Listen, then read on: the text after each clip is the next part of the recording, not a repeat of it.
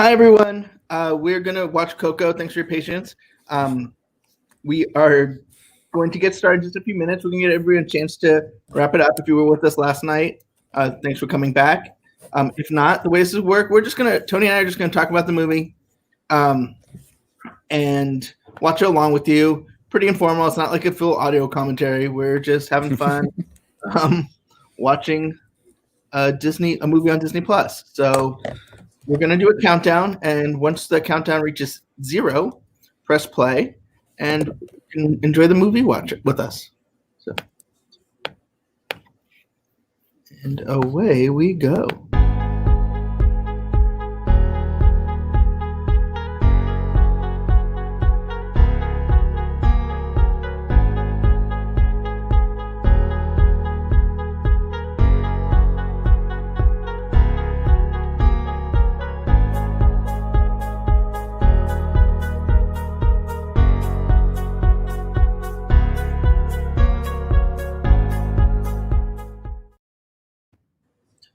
So Coco, Tony, huh?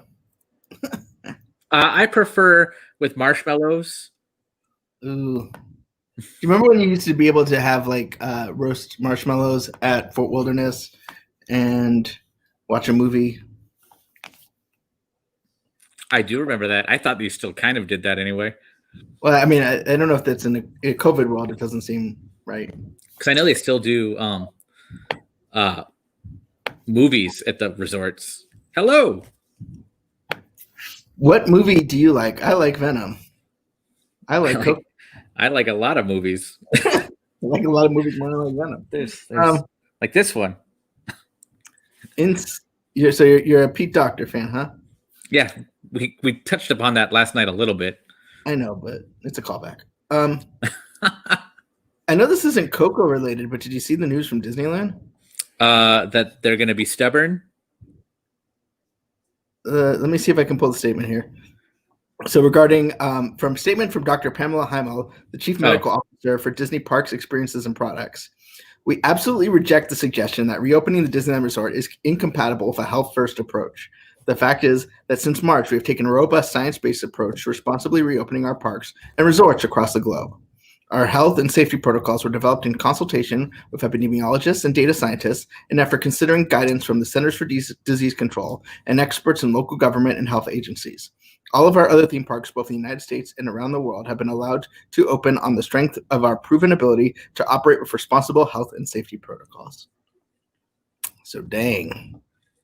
I didn't see that statement. I only saw the one that the governor said saying, we're going to take our time and be stubborn. It's not an exact quote, but it's summarized. As we're still in the prologue, and Nick Morgan says, great content, gents. There's no way I'm watching a whole movie with you rascals, but keep up the good work.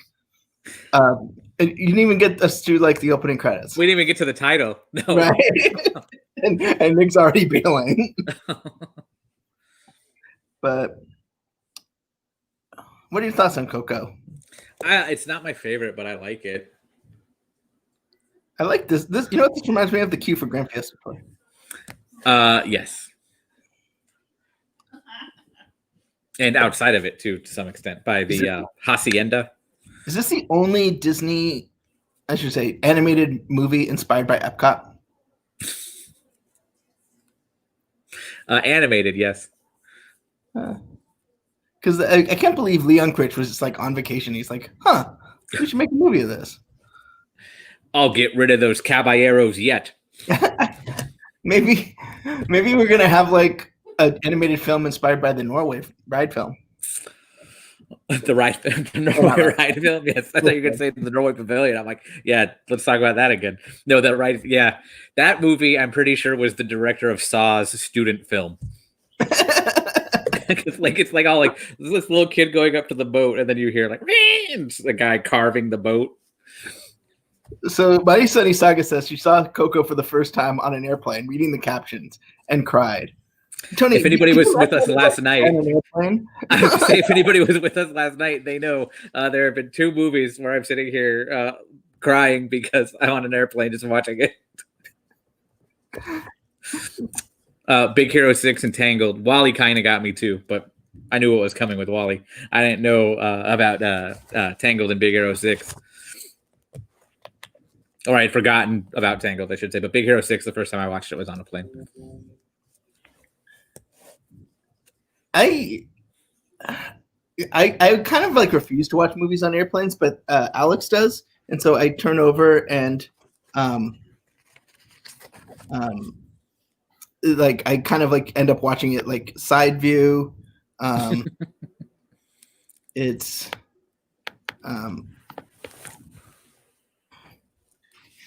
so I have a question. You're as an animation person. Okay.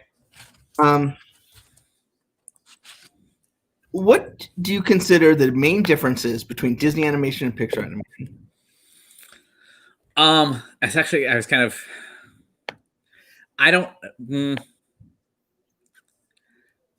I feel like, and I know I'm going to cause a stir with this, sorry.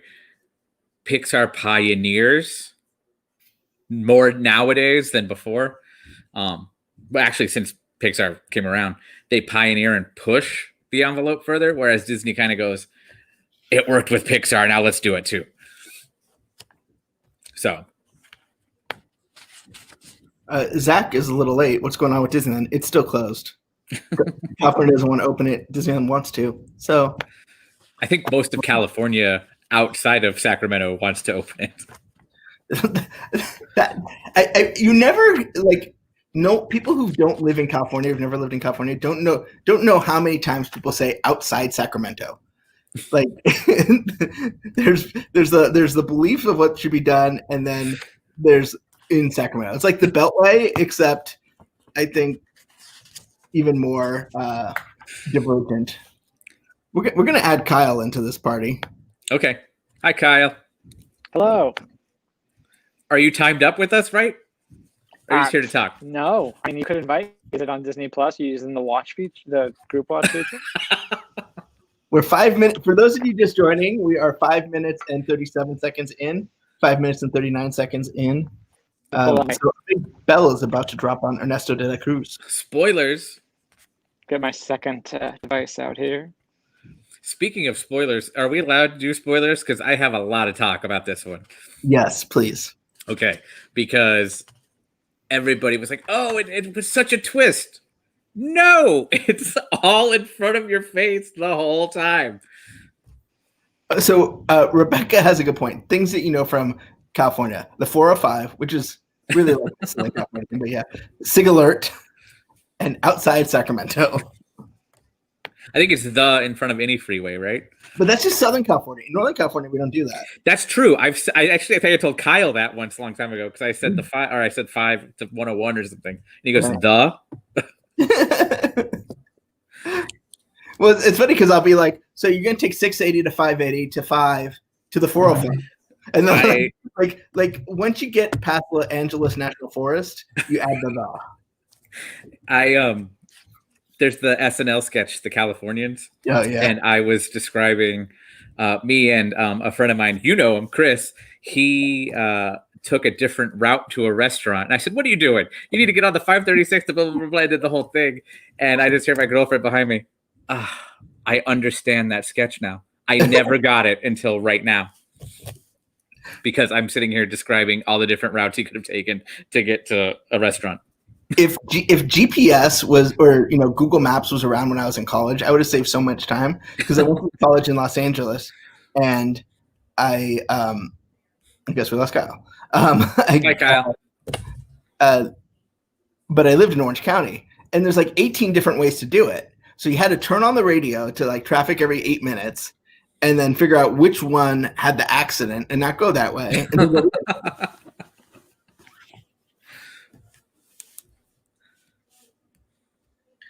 I remember one time, you're familiar with this area, I was with my grandmother and we were going to go down Crow Canyon Road to Castro Valley from Danville, San Ramon area, which is, if anybody's familiar, is a 1-lane each way through hills and a canyon.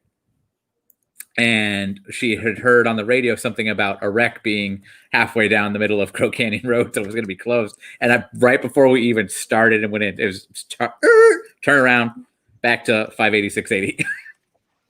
It's funny because I do that every time. Because also when I go, this is not interesting to anybody, but when I go to SFO, I could go through the city like take the Bay Mhm. Bridge to the city, Yep. or I could go through like Hayward and the San Mateo Mhm. Bridge. And it's one or the other. It's like basically the same distance, but it's like whichever one the traffic gods have determined on my car, that is the fastest way to go. I feel like we would always do San Mateo. And most of the time it makes sense, but like late at night or early in the morning, you can. But in any case, so it's Hispanic Heritage Month, and that's why. Welcome back, Kyle. Thanks. The Wi-Fi decided it doesn't like me, so I'm not even going to bother trying to stream a movie. I'll just hang out Okay. Good. and drink my decaf coffee. But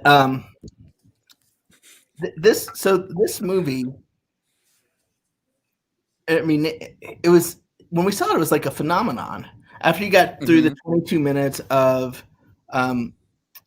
Olaf. for the holiday special. That was one of my talking points I have written down here. First Pixar short or first Pixar film since Toy Story that didn't have a Pixar short in front of it. Anyway, but they kind of moved away from that. Lately, yeah, the last one that had a Pixar short in front of it was Incredibles 2 with Bao. But there Soul is will have maybe a they Spark made the right short in front move. of it. Yeah. Well, I think they kind of ended their traditional shorts program and moved to Spark Shorts. Yeah. And there's a Spark Shorts tied to Soul. Yeah. Which I can't talk about yet because it's not Friday. Ask me on Friday what I think of them. Okay. Halfway through Hocus Pocus. Hey, what'd you think about the Spark short? How familiar were you with Ofrendas before Coco? I'm half Spanish, so a little bit, but I've never really like embraced that part of my heritage. Sorry, Mom and that side of the family. It's like you would see them, like, I mean, not like, you would see them in festivals and stuff, but I never really knew what it represented until Coco. Yeah. I mean, Coco's accurate. I love that there's a Coco themed area in Disneyland Paris. Like that's kind of, I mean, I guess if Spain counts too, then. Well, but I mean, we have like your Italy themed sections of Fantasyland. I know, but Ish. no, it's actually a really cool area of in their Frontierland. Where's it at? Disneyland Paris. I think it's in Frontierland. It's like near Okay. Big Thunder. Yeah. Bao freaked out Gideon so much that we almost didn't stay for Incredibles 2. I have lots of thoughts about. It's a metaphor. It's She weird. didn't actually eat the kid. It's weird. It's weird. Mm. Oh, here's Dante. And as Miguel tries to hide his music. Like, I'm going back to the spoilers and the twist and everything. The guitar is the dead giveaway the whole movie. Right. I mean, was it considered? I know it's revealed, but was it not? Like, were we not supposed to know? Like, were we not? I just remember like a lot of people talking, like, I didn't see that coming. Da, da, da. And then I saw it late. I saw it about 2 weeks late. And I'm watching it. I'm like, nobody ruined it for me, but I'm watching it and just going, wait a minute. No, this is all right here. How is this a surprise to anybody? To be fair, I just wanted full disclosure. Gideon was very little when the movie came out, so it's understandable. But I always forget that actually came out a while ago. It wasn't last year like it feels. that, yeah, DCA is 20 years old. Yeah. Did you watch the Coco like concert special that they did? Mm-mm. Horrible. It's interesting. It's because I have to fill it out because there's only so many songs in Coco, so they just start singing other songs. But Did they do La Bamba out of curiosity? I don't believe they did. Okay. That's the first song I learned in Spanish class when I was in kindergarten. And then, De Colores? What? Not De Colores? No, it was La Bamba. We asked what the words meant because we were supposed to learn Spanish, and it's a nonsense song. So It's probably not the best selection, but it was like 1987, so La Bamba was really big at the time through Los Lobos, their cover of it. So I think that's what that was really about. De Colores. I don't know De Colores, except I always hear that they used to be the water slides where I grew up, and so I always hear De Colores, Manteca water slides, and then I lose it. Manteca water slides. There's another California one. That's closed, right? That's got to be. That's closed. Okay, that one and Shadow Cliffs in Pleasanton. Oh, I didn't do that. Oh, there was 4 or 5 water slides, and they gave you like a mat. They're like, good luck down the hill. I brought my Alebrije. Oh, Skippy. I just want to I want to find another one on eBay. I got this one a couple days after it closed, but I want to get another one and do like the colored patches and everything. Yeah. You should fill them with jelly sandwiches. Oh, no. Good riddance to that ride. Attraction, whatever. I think I oiled myself. Richard Kind. Far better role than that 90210 guard. I saw Richard Kind at Disneyland once, or at DCA. He was riding. Was it at the opening? No, it was back when the tires were still open. I believe it was riding that. Okay. I saw Richard Kind when he was 3 rows in front of me on an airplane once. You could have gotten his droplets. Back in the day, I could have.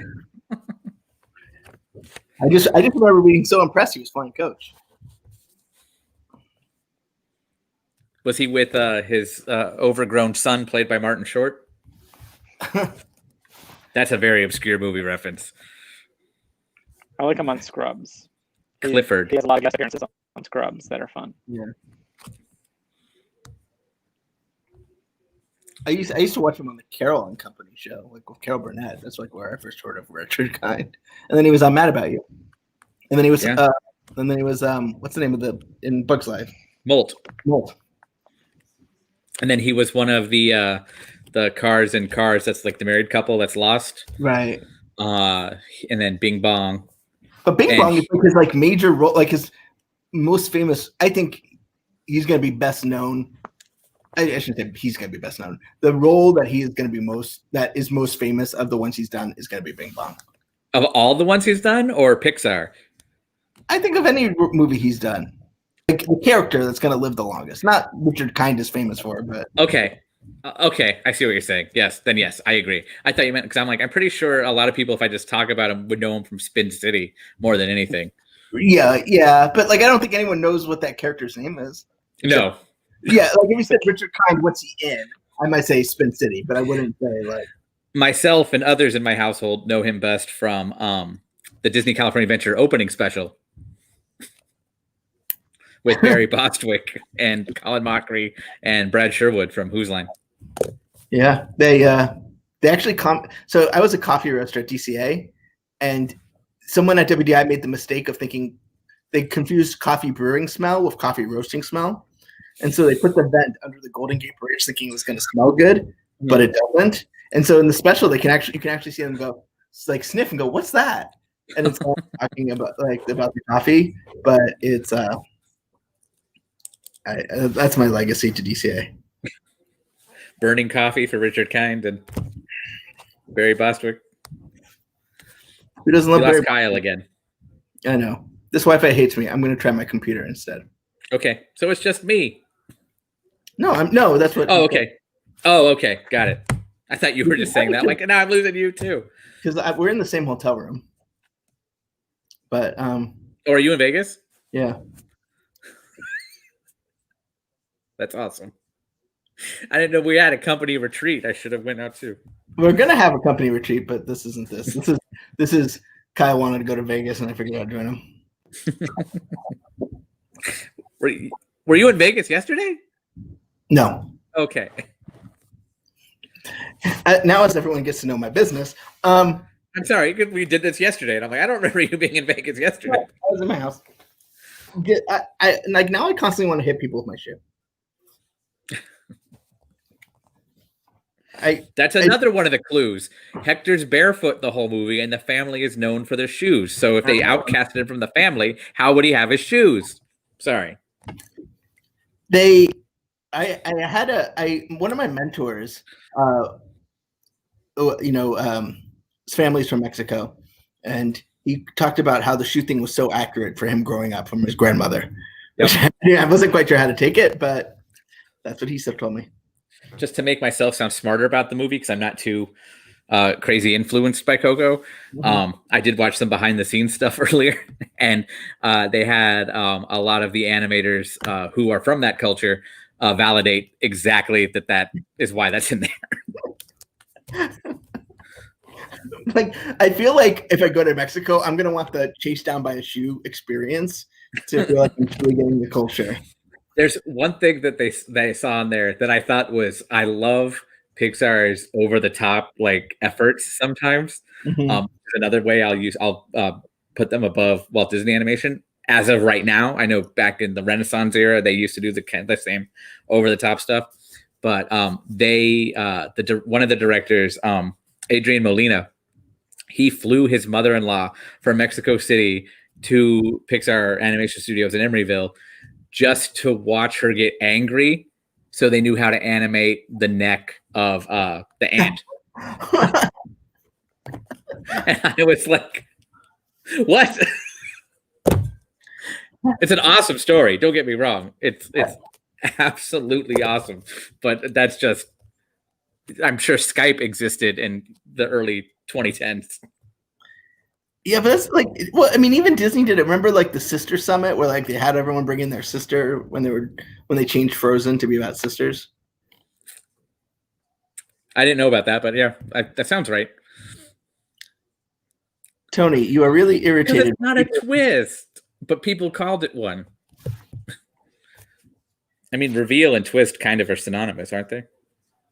Well, but I feel like a reveal is like something the audience could probably pick up on. Or is a twist is something that's like okay, I'll give you that. Yes, the reveal, because everybody else was treating it like a twist, and I was like, nope, it's a reveal then. By that logic. So before we get back to Coco, so you met the Mosleys today, huh? Yes, I did. What was that like? Very briefly, it was nice. Did Doobie contain his glee? Was Doobie professional? Doobie was very professional. Gideon was very shy. I don't know. And then Doobie apparently is still under the impression that I was 5'2". So when he saw me, he was like, "Oh, you're way taller than I thought." I've been telling you this whole time I'm not 5'2". Why does he think you're 5'2"? He says I have a Napoleon complex. He just assumed that I was 5'2". Interesting. But so yeah, I met them today at the exit of Living with the Land. Just make believe. You're a tiny little seed. So I learned that you shouldn't play a dead guy's guitar on Dia de los Muertos, or bad things happen. Because what was the rule? Because it was a stolen, a dead person's stolen memorabilia or something that belonged to him. Then whoops, Ghostbustered.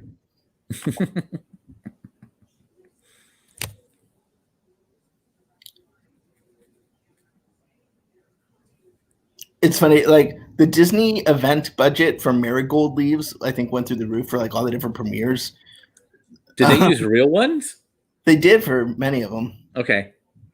They're kind of slippery. But they would, like, instead of having a red carpet, they like the carpet was carpet, but then they would like pepper them on them. Were they authentic Aztec marigolds, like in the film? I doubt it. Okay. We just got an. Oh, that's true. That's true. Doobie didn't make that. He called down to him from Garden Grill. Jeez. So the Mosleys were at Garden Grill, and I was at Coral Reef for lunch.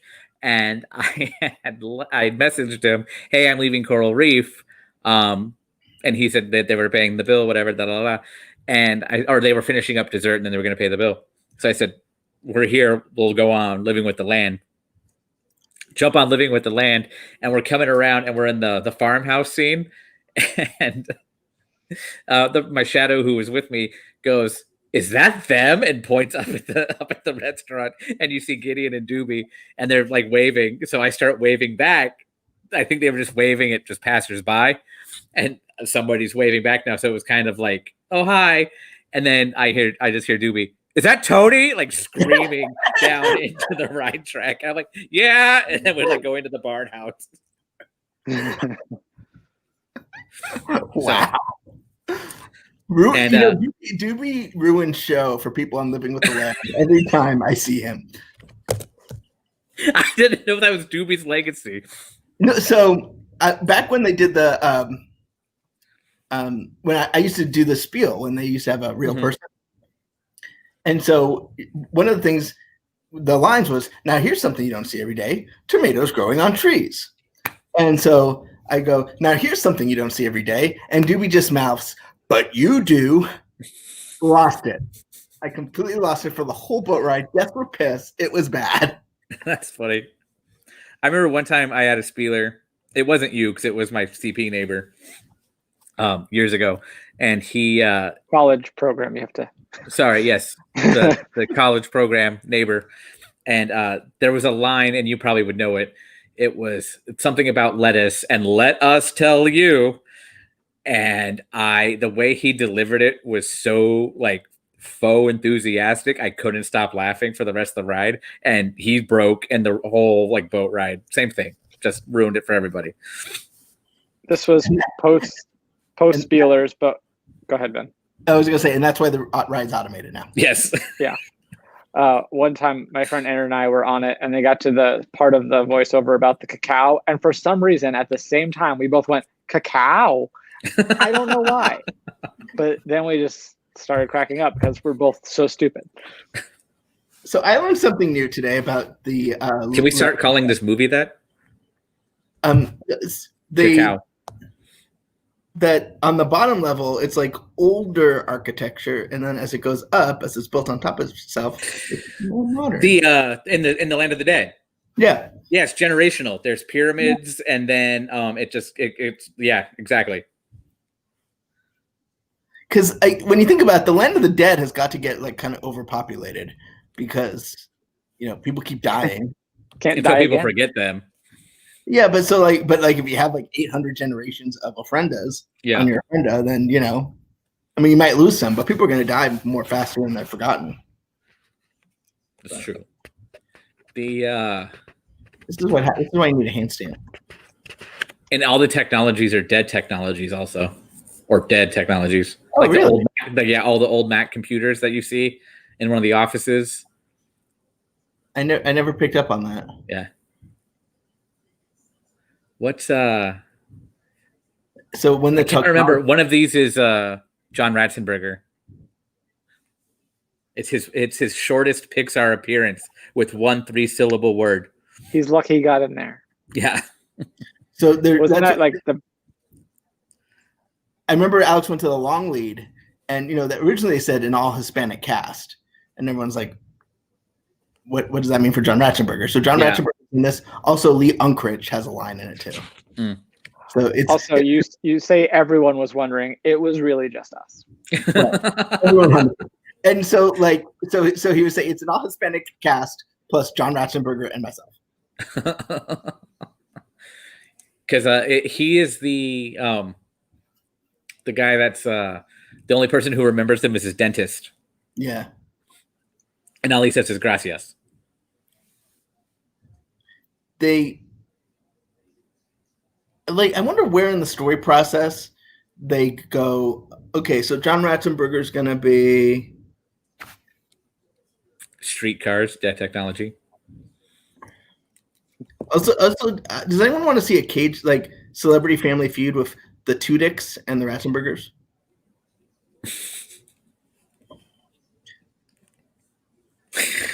Representing Disney and representing. How many people got that? I just want to know that. How does everyone not get that? You got it, right, Tony? I got it. I'm there. Kyle got it. But yeah, there's the old Apple. Oh yeah. So when the technology is forgotten, does it disappear from here too? Maybe. It just brings up so many questions. Like, at what point is the technology considered dead, and does it like just appear? Like, who's the architects of the land of the dead? Dead architects. I guess that's a good one. If you have dead artists like Frida Kahlo, however you want to say it. Also, I'm gonna tell you, if I was a bureaucrat and I got to the land of the dead, the last thing I want to be is more like, what's the point? Like, how would you love to work in the DMV of the land of the dead? That's what it was. It's the night to give the dead, and he stole from the dead. Mm.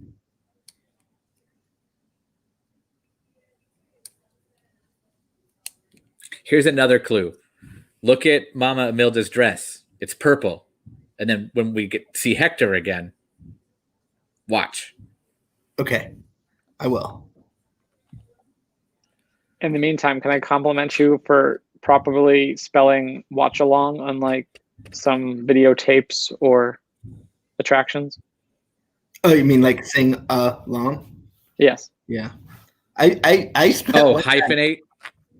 Yeah, sometimes. Like yeah, sing it's along? like, yeah, but it's not right. I thought Disney. I was like, didn't the Frozen one do it though? I don't remember what's done Okay. and what doesn't. The tapes were definitely sing along. Yeah. That's why I apologize in advance because I'll probably do that again because of the sing along tapes. Yeah. When I first started doing these things for Laughing Place, I was like, I typed sing along, and I was like, that doesn't make any sense. But then I'm like, but the tapes say that, and then so I spent probably about 30 minutes trying to figure out what had happened to my life. Remember when Mike C figured out or saw that it said sneak peek, and we were trying to debate whether they intentionally made a pun for Onward? Because it was EAK, right? Yeah. Yeah, like a mountain peak. Yep. And do you remember when Doobie realized anti-gravity is a pun? Oh, you mean like 24 hours ago? It was like mere hours ago. Or cosmic rays. He didn't even know the foreshadowing in Belle. You know, here's where she meets Prince Charming, but she won't just, and it's just it's something there, right? When did he figure that out? Well, I mean, it was a while ago now, but it was 2005 maybe. Okay. And we proved it by singing one we would sing one of the versions and like hum it without the words and we'd be like, which one is this? And then that's how we realized that it was a thing.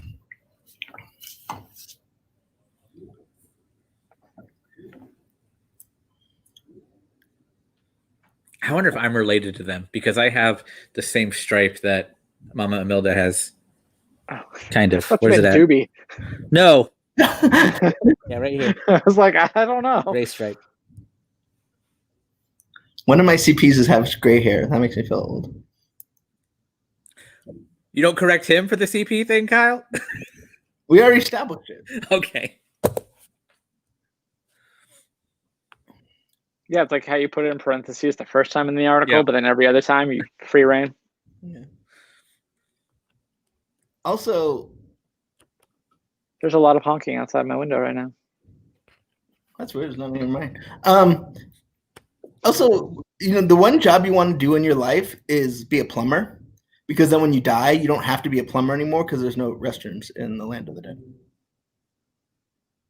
Although it's got to be depressing if like you're a chef and you think it's important, and then I'm very curious. I'm gonna go look. You can look at the back of the couch for a moment. Okay. Rebecca says me too, Kyle, but I'm not quite sure. So there's Hector again. What color is his suit jacket thing that's all tattered? It's purple. It's purple. Wow. I didn't see what I'm anything getting at. The husband and wife are both wearing purple. Anyway. I just hope I'm never poisoned by my best friend.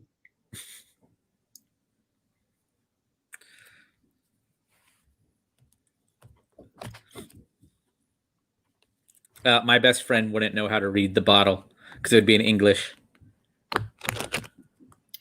Or vice versa. He might poison me with some sort of Portuguese thing. That sounds like him.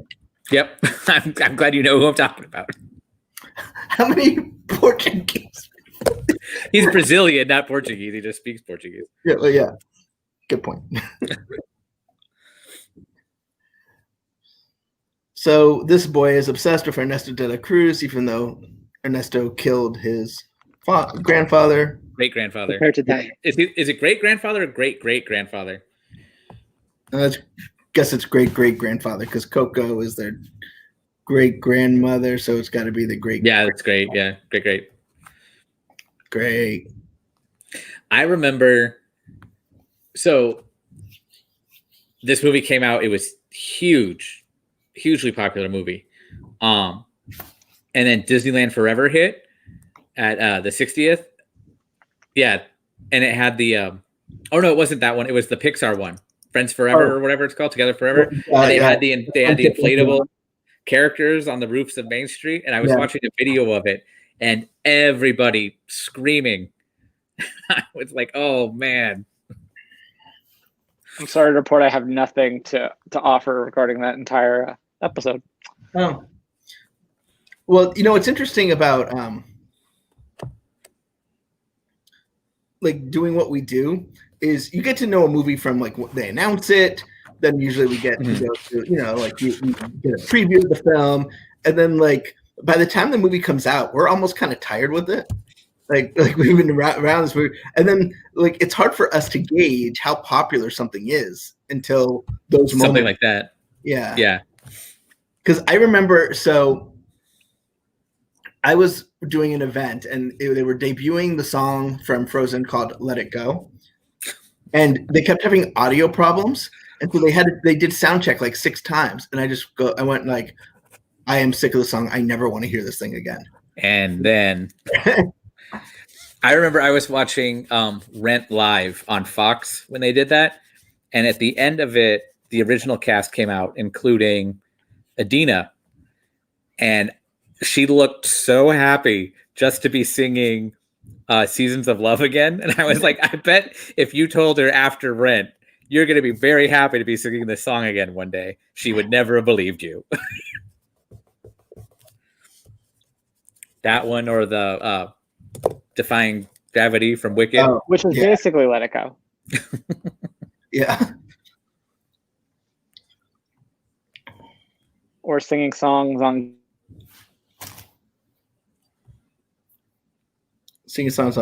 Cat Pros. I think we lost him again. But oh, is he back? This is the part where he's walking like a skeleton, which is like I just want to do that. Do the skeleton walk. Oh, maybe not. I'm a fan of lazy Halloween costumes. I'm surprised I haven't done Miguel yet. You just get a hoodie. Just get a red hoodie and just do some face paint. Problem solved. My laziest costume was I got a satchel, and I got like a hoodie and like a hat and some sunglasses, and I put a wire down my arm, and I was the guy with push.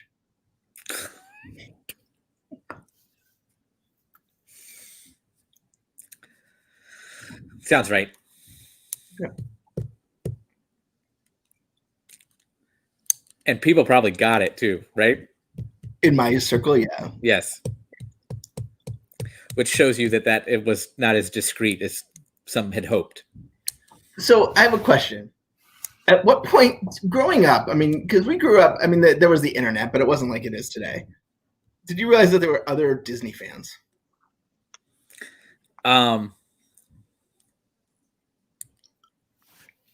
It was in high school, and there was a couple of different discussion boards. I feel like actually Laughing Place at its start, I actually followed. But there was right now right click, and gone. There were other ones that were just mostly discussion boards and glorified chat rooms, and even like an IRC chat room, which was cool because you could download all kinds of audio files that people had collected and shared.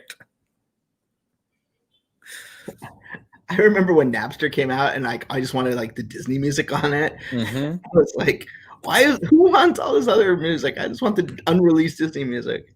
I remember I got Napster, and at one point I had downloaded the official album of Walt Disney World, Disneyland, whatever, that used to I had on cassette in like 91, 92, and then like Napster got around. On it. Say that again? The one that had a lot of Epcot on it. Yeah. Yeah. And I got that on Napster in like 1999. What? Actually, the way I hated my dorm mate in college, and so all I wanted was a Baroque hoedown so that I could have it as my 6 a.m. alarm. So every 6 a.m. it would go off because he would play the electric guitar, so he'd play like till 2 or 3 in the morning. Oh, all right, it's fair then. Yeah. Before I was like, I can sympathize with your college roommate, but I'll give you that one. The way I found out there was other Disney fans is one time when podcasts were relatively new still. I went on Apple. I'm like, I wonder if it'd be like Disney podcasts. And so I looked it up and came across LPP and a couple others. So I remember at college, that was when podcasts first started kind of like grabbing hold. And there was, I know Jeremiah's associated with it. It was Window to the Magic. With the binaural audio. Yeah. And I was like, ooh. And I'd walk around San Francisco just listening to that. Which is funny because I do the opposite. I listen to other podcasts or music while at Disneyland sometimes. What's funny is Tony's going around like this in San Francisco, and he's not even considered weird. He got some stilts and thought he was on Soarin'. Again, nobody second guessed it. Right. I kid you not. I actually just told this story the other day. I lived in a dorm at Broadway and Van Ness, and about a block and a half away on Polk Street. Polk Street? Mm-hmm. I always mix them up. Was this burger place that me and two of my dorm mates liked, and we all had these like fleece robes we got at Old Navy for $15 on Black Friday just to kind of walk around the dorm in. And none of us were like, we don't want to really like get ready just to go get burgers. So we walked down these city streets in San Francisco in these giant fleece, like I just woke up at 1 p.m. robes. And nobody questioned it. We walk into this burger place in like robes and basketball shorts, like, hi, one please. San Francisco. Sure. Ben, when you were in college, did you take any trips in robes to Diddy Reese or anything?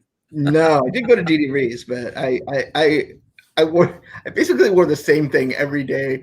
I wore Disney t-shirt, black pants, black shoes. Do you think Diddy Reese is even still open right now? I don't know if Diddy What Reese, is that? It was in Westwood, because I went to UCLA. In Westwood, it was like a cookie ice cream kind of place. Okay. Like but dirt cheap. Yeah. And it was like what you did. But like, I have a feeling it kind of went away at some point because I think I looked it up, but maybe it's still there. Looks like it's still there. I don't know, but it's good. It's like it's really cheap, but it's good. I'm sure they've raised their prices, but yeah, you could choose like any 2 cookies and any scoop of ice cream, and you could also get like a elementary school cafeteria thing of milk in a carton. Gross. It goes nicely with the ice cream. I'm sure with the ice cream and cookies, yeah. So Dewey jumps in referencing his Beauty and the Beast thing with new and a bit alarming. It says that Diddy Reese is up until 11 o'clock tonight. Oh, okay. So yeah. I haven't been back to Westwood since I left college. I wonder how those theaters are doing. That was like the most memorable part about Westwood to me was those like single screen movie theaters that you see a lot of premieres and stuff. Yeah. That was the Bruin, and what was the other one? Maybe it was the Westwood. Yeah. Probably. Yeah, it's weird because like that was before the Dolby had opened, obviously, and so like I feel like there's more theaters now doing premieres. So, but like back then, Disney did the El Cap. I think Warner Brothers typically did like the Chinese, and then like a lot of the smaller like Lionsgate kind of stuff was over there. And there was a Rouse. You know what I learned today that I had no idea before? Chicharron is Edward James Olmos. Didn't know that. From the Epcot Candlelight Processional fame. Yes. The Fox is the movie. My first time in Westwood was going to, this was back when Jay and Silent Bob's Secret Stash West was still open. Oh. We went there to pick up our tickets for Vulgarthon, which was at the Cinerama Dome. Doobie saw Die Hard 12 times in Westwood. So Doobie, if you're in the comments, did you ever think Die Hard was going to become a Disney movie? Hey, go Bruins! Which See. Which theater in Westwood? Was it the Bruin or the other one that we can't think of the name of? Disney owned the Crest for a while too. It was like they had the El Cap and the Crest. But I spent a lot of time trying to figure out what word he changed and what it was supposed to be. Because, you know, he goes, her teeth stick out and her chin goes in and her knuckles, they drag on the floor. But I don't like, and he says that's not the words, but I don't know what he's supposed, what the word is supposed to be. If anyone knows in the chat, let me know. Doobie's got jokes. Die Hard Disney, a dream come true. And yeah, this is, he always calls Edward James almost Edward James not quite. Which is there's I don't know if you guys watched 30 Rock, but one of my favorite jokes is Tracy Jordan has a friend who's an Edward James almost impersonator called Edward James Almost.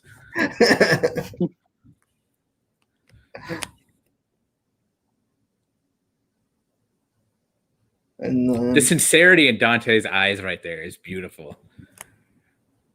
Does this kind of remind you of like the Thanos snap? There we go. When I first saw this in the theaters, I was like, "Oh, did we just save the file from Inside Out?" Sorry. Do you have a time code update in case anyone else is just tuning in and doesn't even know that this is a watch along? Is there a way we could put the time code on the screen? That'd be nice, but I don't think so. I mean, there's probably a way. Doobie, start working on it. Yeah, you're on vacation, but you know we need a. There was a watch party I watched not too long ago about a movie featuring some one-hit wonders, and they had one of our, like how we have the 3 screens here, but one of the screens was a video of the time code on their screen. So there's an alternative there somewhere. Yeah. Rebecca just messaged me what she thought the word was supposed to be, and I think she's right because it makes sense. But I'm not going to say it on this slide. I have a suspicion also, but again, not going to say it.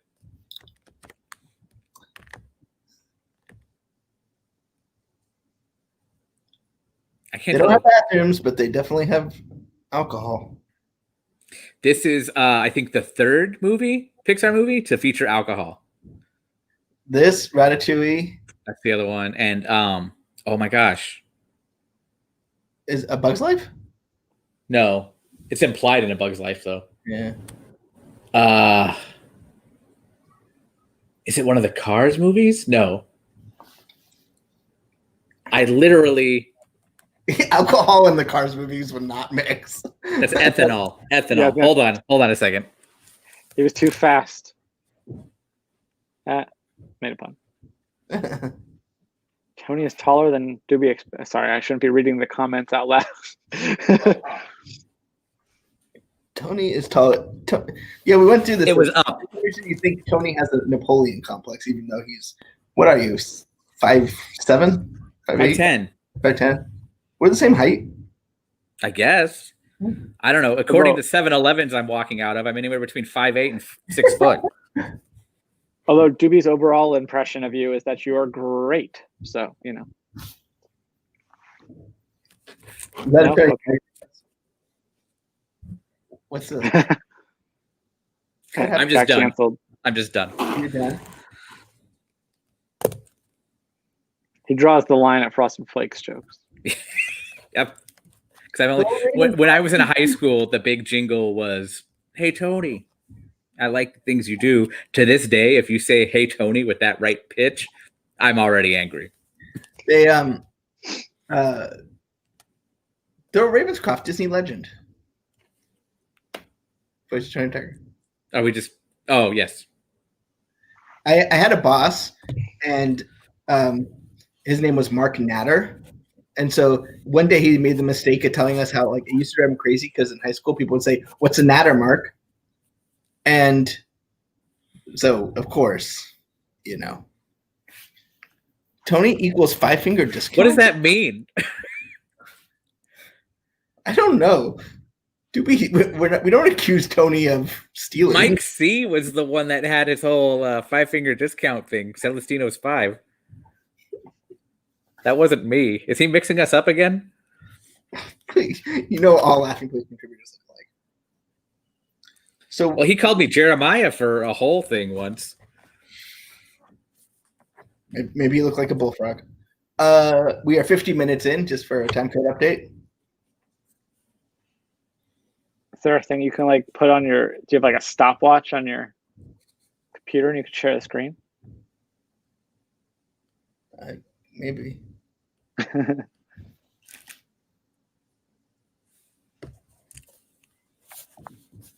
Answering Doobie's question, cacao. It's a little known third option. Bringing it back to cereal, I like Cocoa Puffs. Lately, I've been eating my cereal on donuts. What? Like Voodoo Donuts, and there's some other local yeah. places that are more independent. They've been putting Fruity Pebbles and Fruit Yes, Loops and that's the other best stuff one all is over their donuts. Yes. Fruity Pebbles on like a vanilla glazed donut. Yep. Top notch. I we have a place. I like Fruity Pebbles on like as an ice cream topping or like a yogurt topping. Instead of sprinkles or Jimmy's if you're from the Northeast. Jimmy's. What do you call the type of beverage that a Coke is? Oh, it's a soda, but my wife calls it pop, and for her benefit, I sometimes call it pop if we're in Ohio. Tony? Soda. Yeah, that's what I call it, soda. I used to call it the South, so it's not called Coke. But then I forgot we're drinking root beer now. Yes. What about, is it a sucker or a lollipop? Lollipop. I think I've always said lollipop. I've heard sucker. Like Firefly or lightning bug? Firefly. Serenity. I do both. But yeah, more Alan Tudyk right there. Alan Tudyk is the thing that binds us all together. And then like someone, I don't know where this is, but some people call drinking fountains bubblers. That's the Midwest, isn't it? Yeah, maybe. I'll text Alex. He's from the Midwest.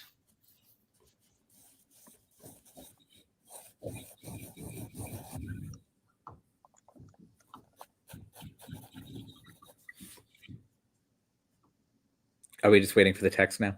Well, I'm still texting.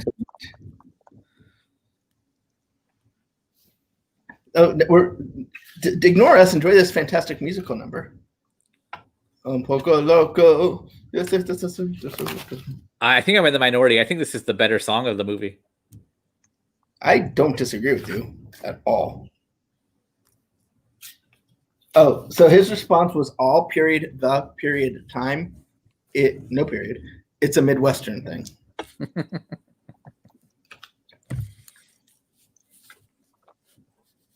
Do you ever like? I'm a little like. Sometimes this movie gets a little too human centipede for me when they like when they start like adjusting like the skeletons and moving their body parts around. But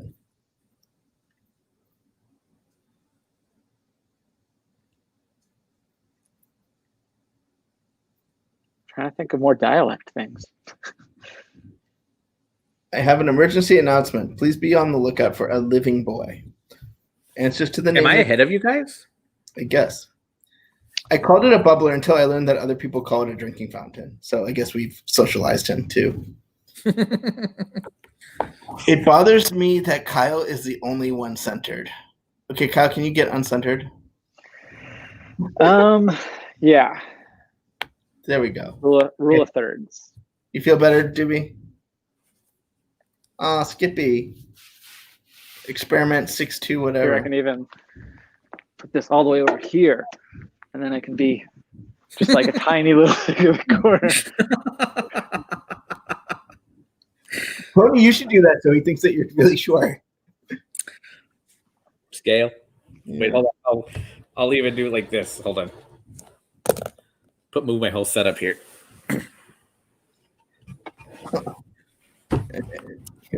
There we go. I'm 4'8" again.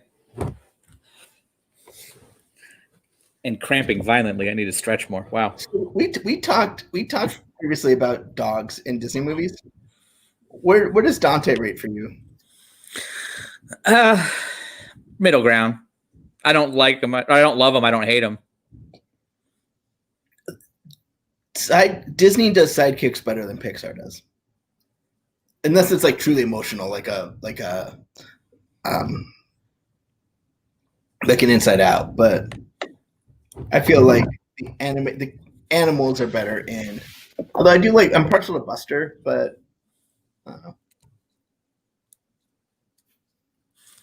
I'm trying to think of Pixar sidekicks now. The very fact that I can't think of a single sidekick right off the bat, because it's either buddies, so it's not really a sidekick, Right. or an ensemble like Toy Story. Well, there's like Emil Ratatouille. But okay. And then I guess like Radiator Springs is kind of like sidekicky. I'd still say that's ensemble. Or Yeah, if you go right. into like the Lightning Mater thing, it's still buddies. I guess you're right.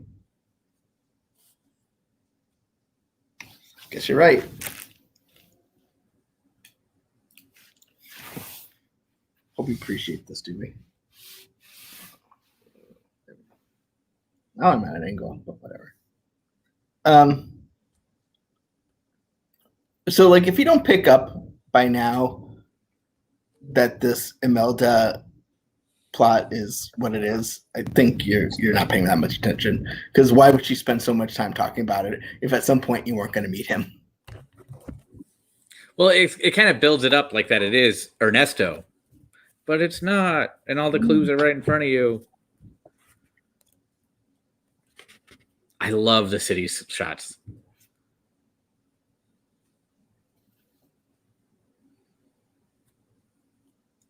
I remember going back to Alien Encounter 2, the whole motto, seize your moment. It was very, very excess techie. Seize the future. Seize the future. Hey, Gideon. Hi, Gideon. I don't know if you saw, but Tony wants you to talk more. He gets shy around his heroes. Somebody, my shadow who was with me said that exact same thing. Since I'm Uncle Ben, you know what I had to teach Gideon, right? How to cook rice? Great power comes great responsibility. No. Yeah. Okay. I hope you I'm sticking with mine. Hey, Gideon. How old were you when you found out that some of your aunts and uncles weren't really aunts and uncles, but just people that your parents knew in high school? I kind of always knew, because I didn't have a lot. Well, what's funny is so most of my aunts and uncles I didn't call aunt or uncle, but then the friends, that would have been. Although I had a huge adopted family, like I had adopted grandparents and stuff. So Doobie was at Epcot today. Coco would be great for Mexico. Coco would be a great addition for Mexico. Not a great replacement for anything in Mexico. Oh no, you could take Grand Fiesta Tour. Could you? Let's go back to that crowd reaction. Could you fit that kind of demand into that building? No. Yes. So it would be a great addition, say, kind of like Ratatouille style, but it would not be a good replacement. Unpopular opinion, the tequila place ruined the Mexico Pavilion. Yes, 100%. It would have been. It was something that way outgrew itself for sure. And yet Tony still ranks it above Rise. Maybe, yeah.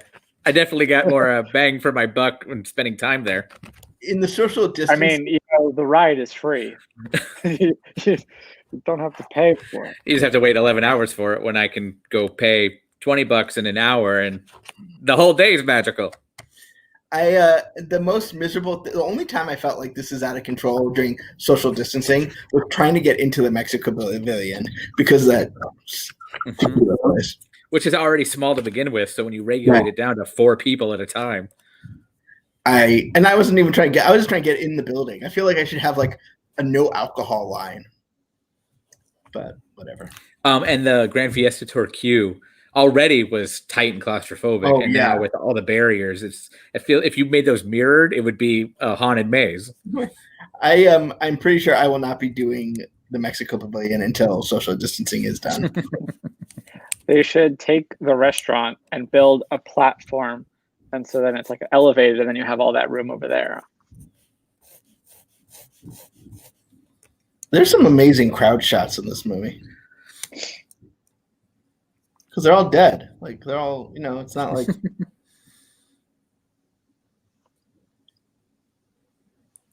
I know Tangled at that point was the largest crowd scene when it showed the kingdom from above, but I wonder with this one being close up if there's a stat for that one. Because there are a ton of people here. So Doobie wants to know if you prefer San Angel Inn or Hacienda de San Angel. I like Hacienda. I do too, because I don't have to go in the Mexico Pavilion, like the show building, and deal with the tequila bar crowd. Although Rebecca says that based on today, it was really well organized, queued outside, and minimal numbers inside. Yeah, see, we queued inside. We queued in where like the Coco exhibit is, but people would just randomly go in different doors and kind of get told that they didn't have to wait in line because they didn't want to have to direct them back outside. It was kind of a mess.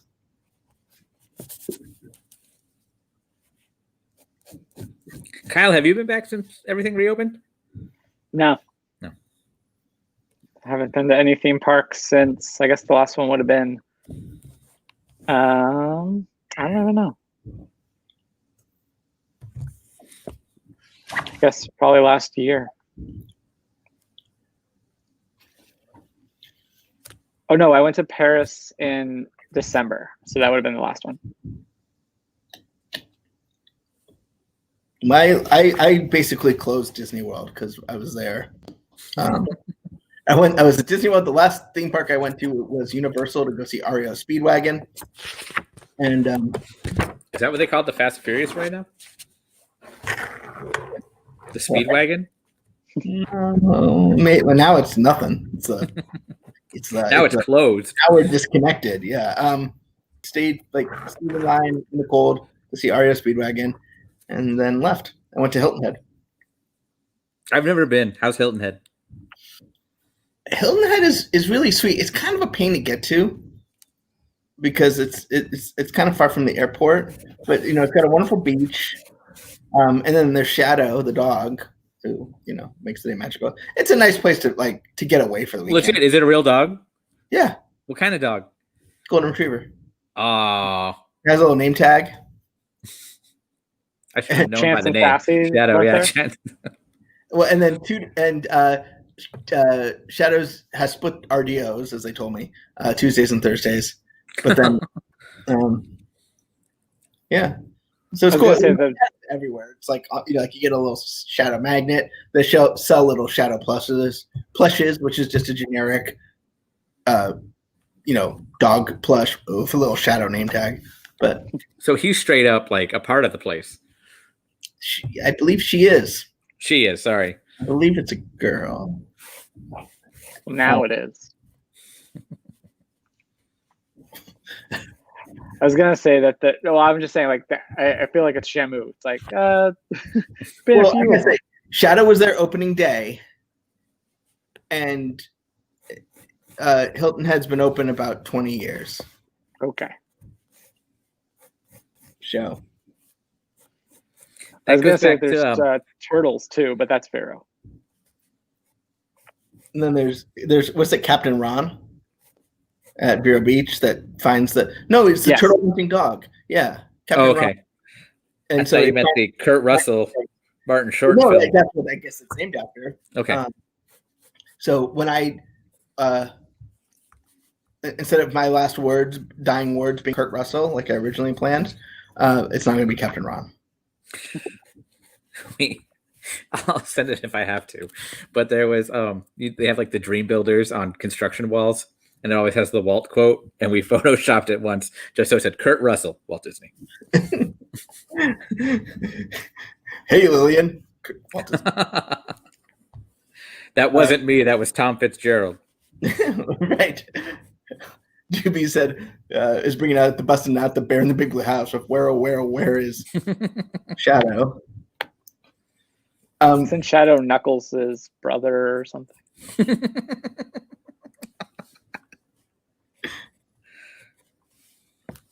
That's a video game reference, Benji. From Sonic, right? Yeah. Yeah. How old do you think I am? You're what, 3 years older than me? I don't know how old you are. Old. Well, it's not that I don't think it has anything to do with age. It's more like I don't know how many Star Trek video games there are for Sega Genesis, so I didn't know if you found your way over there. Ouch. How many are there? Because that means somebody in this room knows, and it's not me, and it's not Kyle. I've never played a Star Trek video game in my life. But I did play Sonic the Hedgehog. In fact, I quite enjoyed the film. I remember as a kid, the idea that you could take your Sonic and Knuckles cartridge and flip open that top and put Sonic 2 on top of it, and it changed Sonic 2 to add Knuckles was just the most it's still impressive to me. It's just so crazy. Do you realize that there's a whole generation now that doesn't remember blowing into cartridges to get the dust out? I remember being so excited when for my birthday, my dad tricked me. He had this game. I think it was Othello. Is that the one where you flip the black and white thing? Yeah. So I opened the present and I thought it was that, and then I opened that box and there was the Toy Story video game for Genesis in there, and I was very, very excited. Was that the one where it had like the little sheriff badges, stars everywhere? Maybe. I think so. Yeah. Okay. I feel like I played that. I also had one for the computer, which it had a bunch of like mini games, and one of them was putting different color marbles and making like artwork with it. Yeah. And I definitely had the Lion King and Aladdin games for Genesis, which are both very, very difficult. Yes. I actually got the Xbox One re-release of the Aladdin one, but it came with the Lion King too. And I'm thinking it's going to be all restored and remastered or anything. No, it's the same game and equally as frustrating. Yeah, I downloaded them when they were on GOG before they pulled them for that re-release. I remember playing the Little Mermaid game, like buying that and then being done in like an hour and a half and being like, that's weird. Do you remember the video game Mickey Mania? Oh, yeah. So I was talking about it and I found somebody playing through it on YouTube, and it was the video itself. He beats the game in like 48 minutes. And I was like, I don't remember it being that easy. Do you remember the Magic Castle? It was before your Castle of Illusion. Yeah. They just remastered that one too. I couldn't get past the first level. Do you remember the McDonald's game for NES? No. There was a McDonald's game where you'd go through levels, and one of my favorite things was there was like an upside down thing. It was actually a pretty fun game. But yeah, then like, not the boss, but like at the end you'd get to meet like Grimace and Birdie and stuff.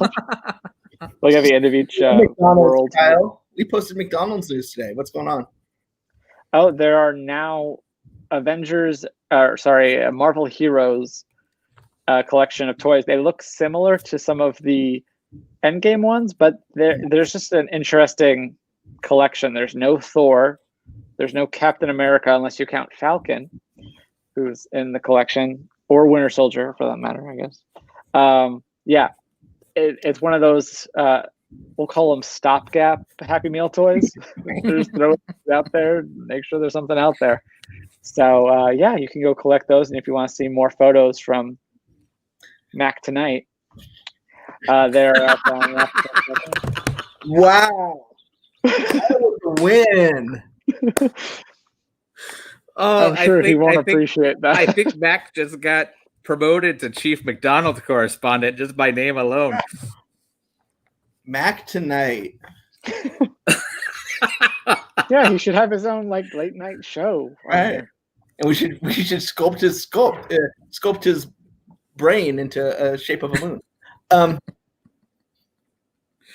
I gotta say, so Alex, speaking of Happy Meal toys, before this was like the Camp Cretaceous toys. Alex started watching that on Netflix or wherever it is, and it makes you appreciate. Netflix, yeah. It makes you appreciate not awful animation. Are you boys still watching and talking? That is dedication, or some sort of issues y'all working through.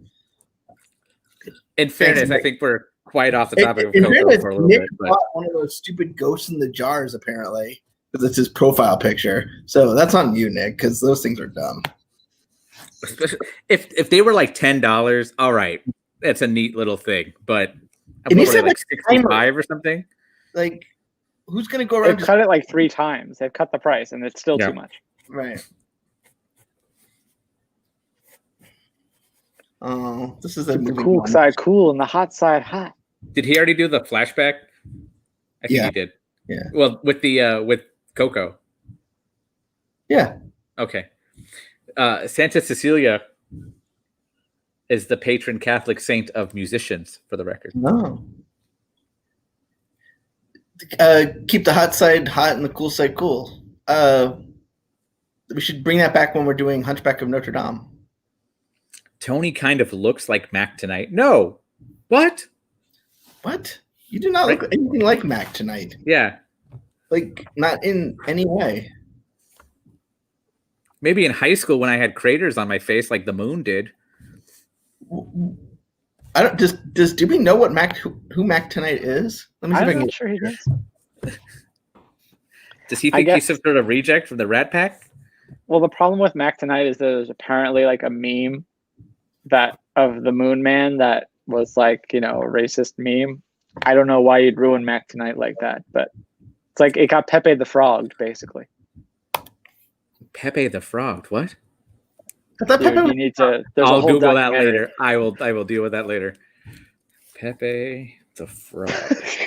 There literally is a documentary coming out about it, about how this, you know, this artist created this thing and then it just got taken over by memes and became a completely different thing. There's Mac Tonight. Yeah, like I'm offended. He's nowhere near as suave and stylish as Mac Tonight. I was gonna say, Doobie mentions the world's biggest entertainment McDonald's. It's not the world's McDonald's. It's the world's biggest entertainment McDonald's. What's an entertainment McDonald's?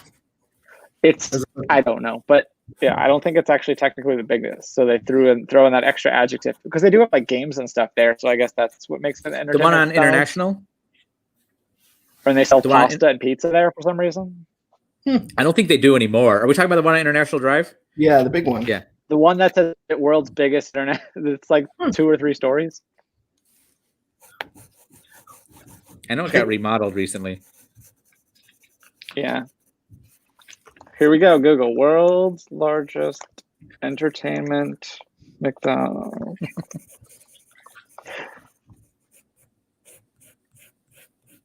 Remember me.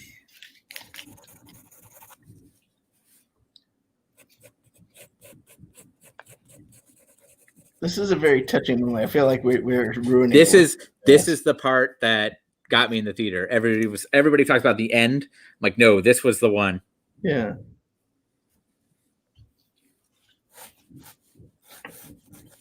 It's funny because it's funny how they were able to make this old woman still, and then have this baby, and still build a connection between the two with the braids. Mm-hmm. the kind of facial structure. It's really cool.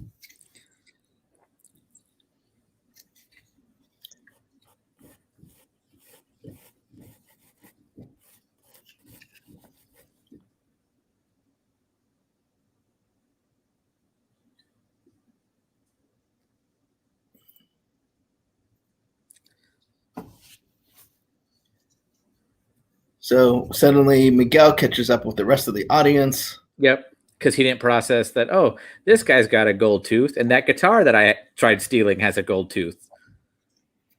Don't you hate it when protagonists don't pick up on foreshadowing? Foreshadowing clues.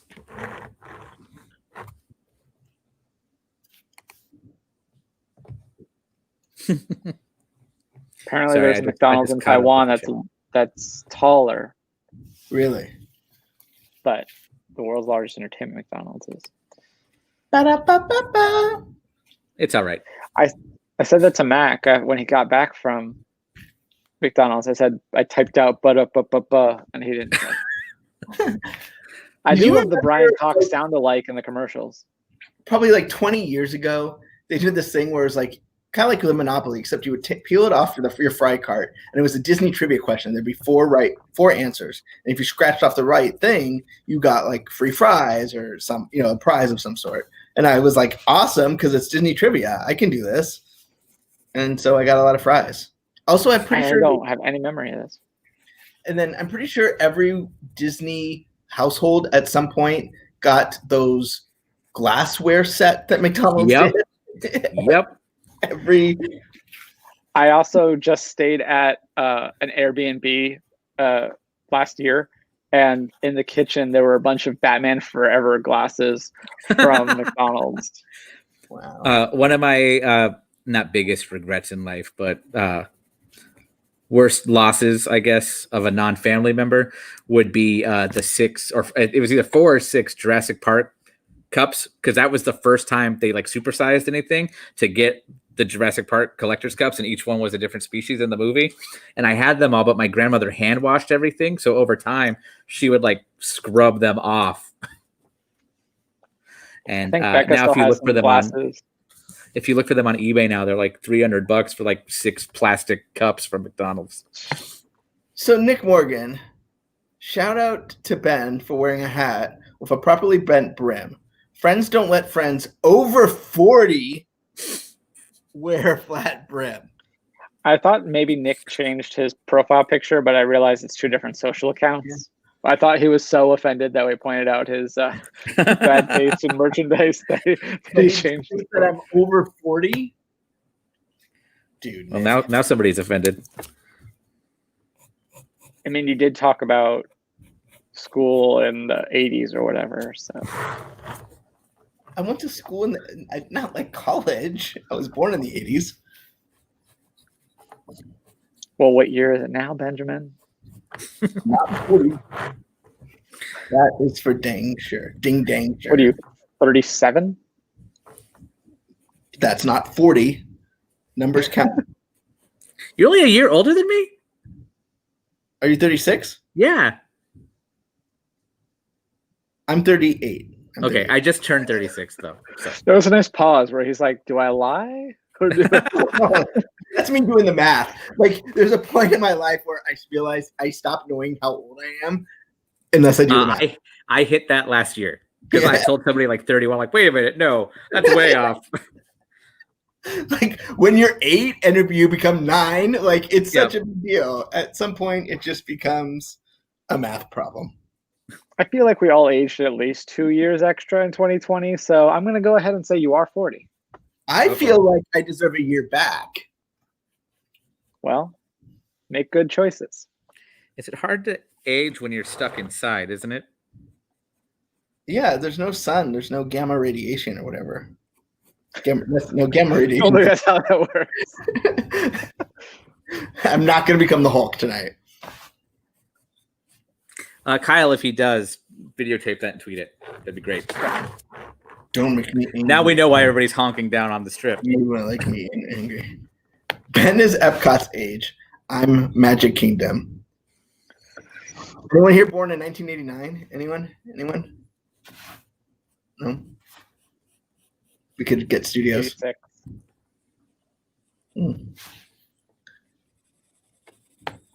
I tend to give my birth year now when asked my age. That's an easier way of doing it. Make them do the math. I'm not gonna guess what that is.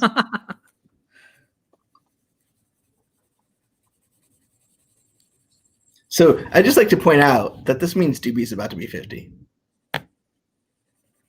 Tentatively, his birthday might get pushed back then by that logic. Right. I was gonna say the celebration of Doobie's birth might have to be postponed due to construction work that was unable to be COVID-19. So sometime next year, we're going to replace them with a marionette show. So. You're telling me that this crowd shot is smaller than the one in Tangled? At the time, Tangled was. That's why I said I need to go back and look, because that is gargantuan. And you have all the spider Frida Kahlo.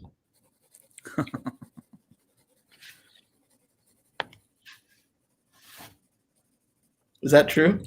Tony is Fun Spot's age. I don't know. Is he implying that my age is huge? Do I get a theme park matchup? 86. 86.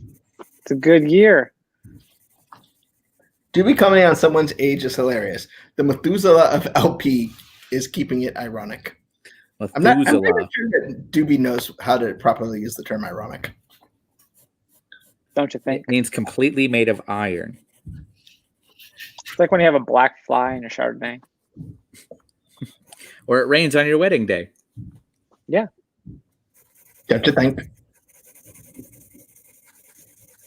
See, the shoe thing again. Shoes. Both wearing purple. Shoes.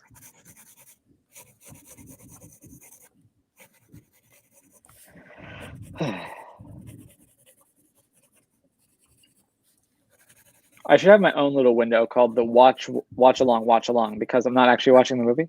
Oh. Can you guys hear a loud like scraping sound? Yep. Yes. Okay. Well, drawing. I'm deal with it. I'm still working on it. Oh wow. Right now he looks like a raccoon. Like, what'd you say? You sketch like as a hobby? I mean, I knew you did. You like you studied animation. No, but like just if someone did it. When I'm doing stuff like this, yeah. But like, do you ever just do it just for yourself? Yeah. Oh, awesome. That's kind of what artists do. I don't know if you know this or not. As far as I knew, Tony was most famous for driving the Rainy Day Cavalcade. Hey, man, I love that cavalcade. This whole time, he should have been doing the caricatures. Drip, no. drop. No. You don't want to do a caricature of Ben. Please don't. After you finish Miguel.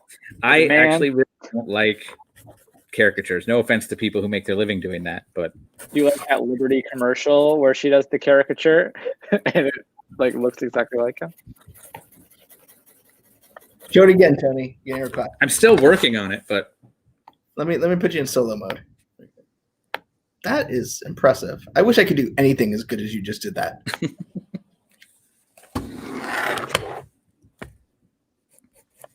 So yeah.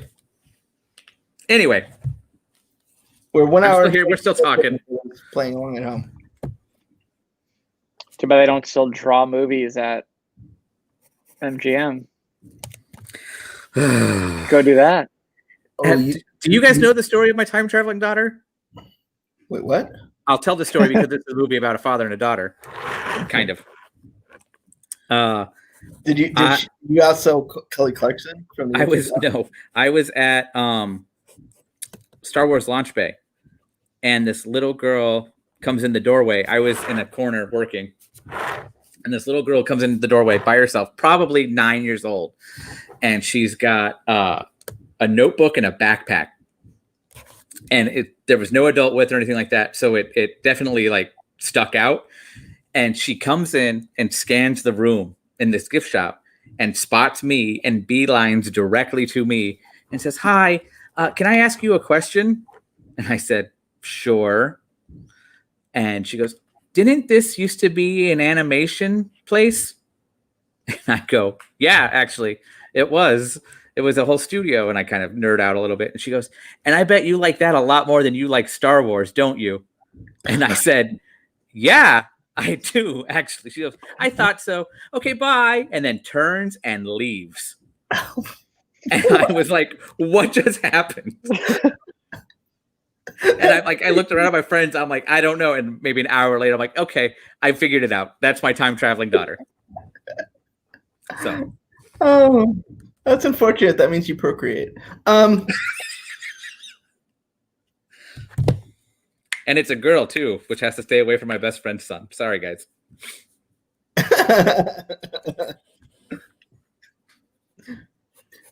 Yeah, let's hope that apple doesn't fall. Yep. There's the marigold leaf again, and Aztec marigold.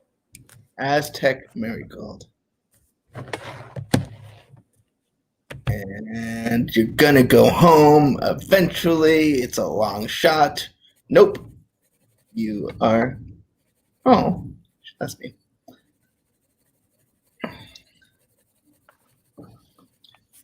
So, have you ever seen a Disney movie where the villain falls to his death?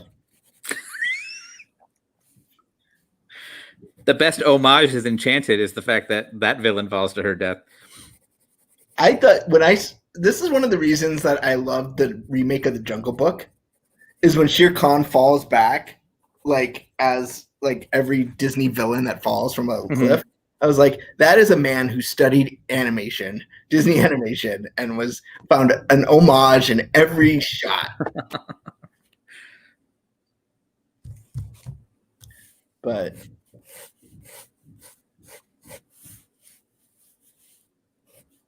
there, our hero falls and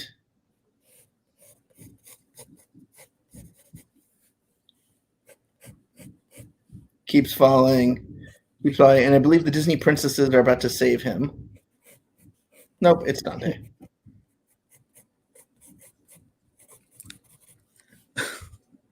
What? I just processed what you were saying.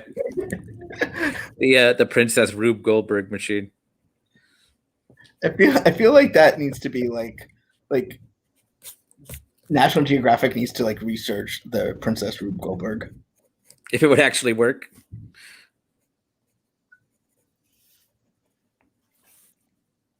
Let's see here. Doobie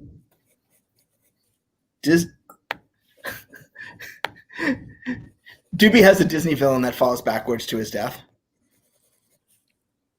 Can you guess? Can you name some? And I'll let you. And you can decide. Frollo is the first one that comes to mind. Excuse me.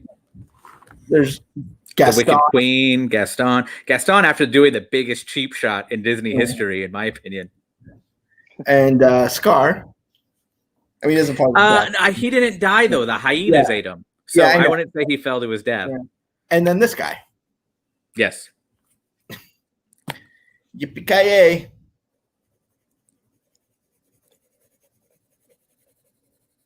Yeah, as a kid, it didn't necessarily process to me what was happening to Scar, but as an adult, it's kind of disturbing.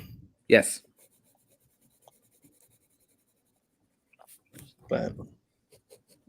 And there's the bell, because you always get comeuppance from the thing that kills you. There we go.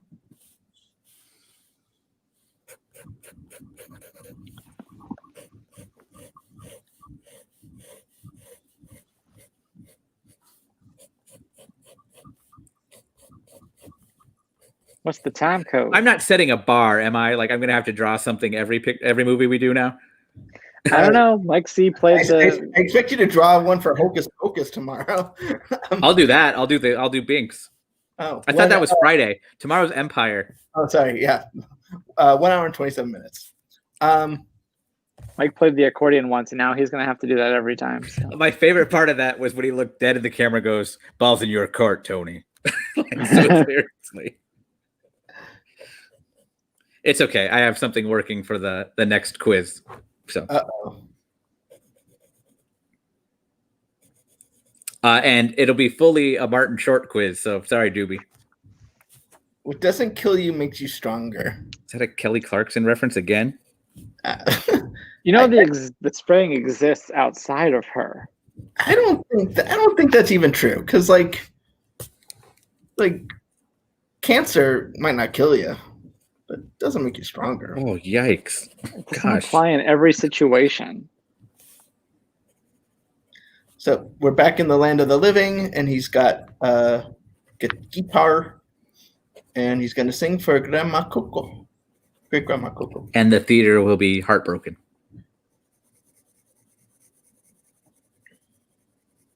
Even more so than they were after the Olaf special. So I just found this out. The oh my gosh, help me out. The Lopez couple. Lopi. Bobby and The Lopi, yes, the Lopi. They didn't do the Olaf special because they were busy working on this movie. So yeah, that is true, because they were working on this movie and I think the Frozen Broadway show at the same time, kind of. But they got like, I want to say it's like their college roommates or something. Like there's some connection between the folks that did it, the Frozen special. But things can't get any worse. These are phrases that he drives to me. Things can't get any worse. They can always get worse. All natural. I'm with him on this one. All natural. Where does non-natural stuff come from? Well, who decides if it's natural?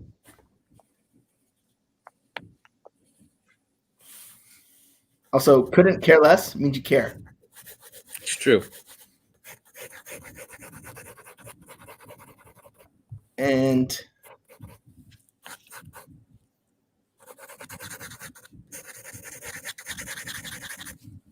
you can really hear him going to town. Sorry. No, it's all good. It adds color. It adds. No, I guess Tony's covering an animation thing for us tomorrow. He's covering a Mark Davis presentation. It's the posters thing, right? No, it's that's you're doing it on Friday. Mark Davis, his own words. Well, hopefully not. Imagineering the Disney theme parks with Academy Award-winning filmmaker Pete Docter and Imagineer Chris Merritt. And then after that, he will hop on and we will be doing Empire Strikes Back. I'm asking this again. Is Mike C joining for that one? Yes. Okay. I won't have much to say. I'll be in attendance, but I don't know what kind of fun I can contribute to. He's not driving to Santa Monica to watch it? No, we got one ticket. We blew it on Tangle. And then GB has a question about gremlins. So if you can't feed them after midnight, when can you start feeding them again? We covered that at the Universal live stream. it's 6 a.m. Oh, okay. How do we know? Based on Groundhog Day movie time logic. Oh, okay. Yeah, why do Groundhog Day movies always start at 6 a.m.? That's like a thing.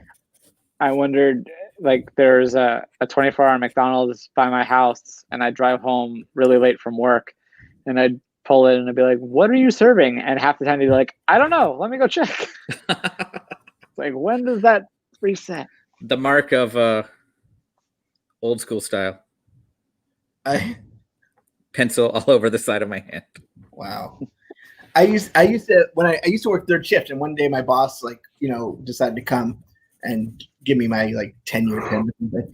And we went to so he's like, well, the only thing I can buy you is breakfast at McDonald's. So we went to the McDonald's that's by All Star, but they were still on not breakfast. And so he's like, oh, we'll come back, because he wanted breakfast. So we drove around for 30 minutes and came back, and it was breakfast.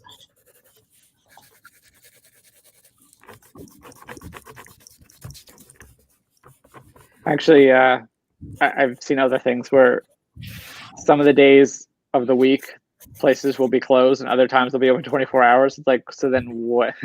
Where's that cutoff on Monday morning when it's not 24 hours anymore? I feel like I kind of ruined it with the hoodie. Oh, that's good. That's impressive. Now pencil it. With colors. I don't play with color. I should. Those are the expensive classes, but yeah, no. Those are for the ladies. Wow. My outdated opinions are based on historical animation jokes, not actually what I believe in nowadays. It's funny because the ink and paintment is all men now. Is it? Well, is there still an ink and paint department? Because I'm pretty sure there's software for that now. No, they do. They do like they're still there. Yeah, they use MS Paint. They do like the collectible ones now. Oh yeah. Yeah. Is that documentary or no? It wasn't documentary. Is that series ever coming out? I played the alto saxophone in high school along with the tenor sax. I also can play the guitar. Tony? And the bass guitar. Nope. There's a piano in my house that I tried to self-teach myself, but that halted out. I should have done it during quarantine, but I didn't.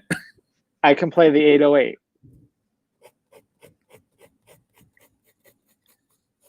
Yes, I used to play bass guitar in church band. Oh, really? That's cool. I like it.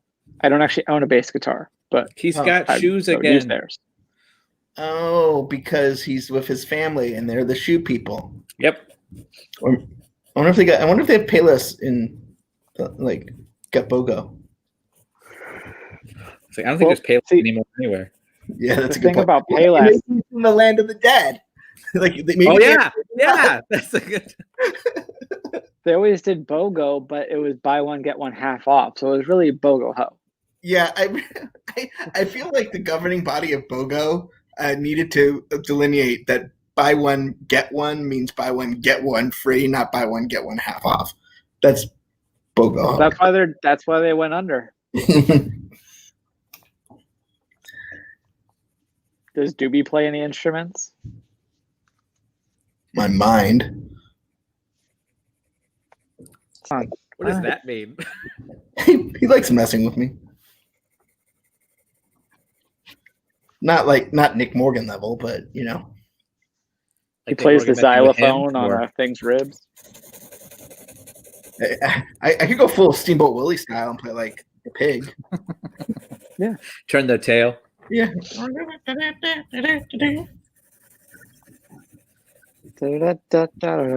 The end. So that was Coco. One of only a few movies that have the end on it for Pixar, anyway. Oh, really? Mm-hmm. I never thought about it. A Bug's Life, Nemo, Dory. What am I forgetting?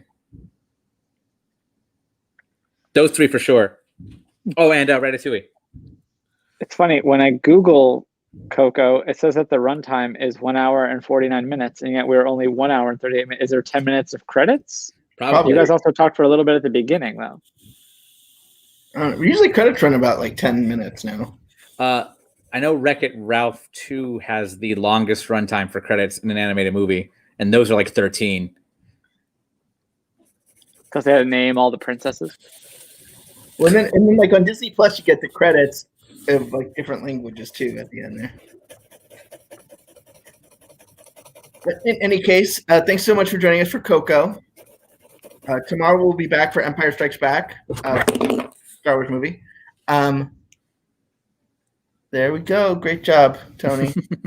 We are, and then tomorrow starts Metaverse, which is like the virtual New York Comic Con. So we're going to be having coverage all day. We're going to be doing a couple live streams throughout the day, just talking about what they do. The next couple of days are going to be pretty crazy. Particularly, even we expect a little bit more back and forth with the state of California and Disneyland too. So stay with us all weekend long for all sorts of things, including some more park walks. Jeremiah will be at Hollywood Studios tomorrow, and then Animal Kingdom on Friday. So thanks everybody. Tony, you should sign that and then give it away as a Disney Trivia Live gift. Hey, yeah. There's my one-up for Mike.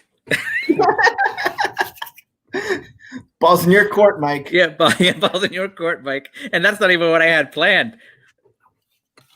Anyway, Good night, everybody. Good night. I'm just gonna make sure. Good night. Oh, before we go, very impressive, Tony. Thank you. Am I you, me's Bruin? Bruin. Yeah, Okay. Bruin. Thanks, Bruin. Ahoy. Good night.